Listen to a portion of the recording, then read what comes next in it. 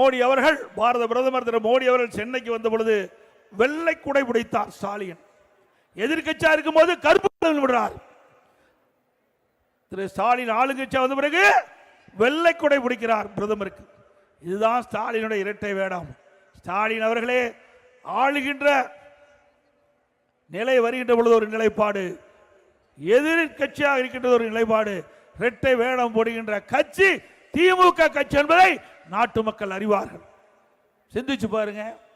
வீர வசனம் பேசுவார் எதிர்கட்சியா இருக்கின்ற பொழுது, ஆளுங்கட்சியான அப்படியே அமைதியாகி விடுவார்.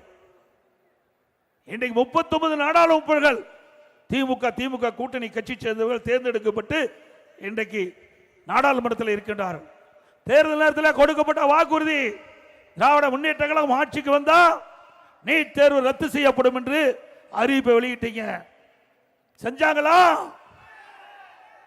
நாடாளுமன்றத்தில் பெஞ்ச தேய்ச்சிட்டு இருக்கிறாங்க.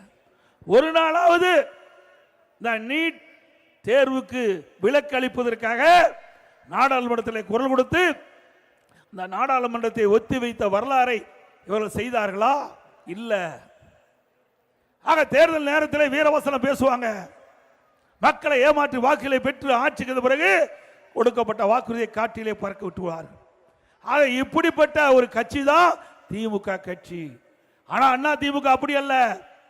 பொன்மனச்செம்மல் புரட்சி தலைவர் எம்ஜிஆர் காலத்திலும் சரி, புரட்சி தலைவர் அம்மாவுடைய ஆட்சி காலத்திலும் சரி, அம்மா மறைவுக்கு பிறகு அம்மாவுடைய அரசாங்கம் நடைபெற்ற போதும் சரி, கொடுக்கப்பட்ட வாக்குறுதியை நிறைவேற்றுகின்ற ஒரே அரசாங்கமாக அண்ணா திமுக அரசாங்கம் செயல்பட்டது.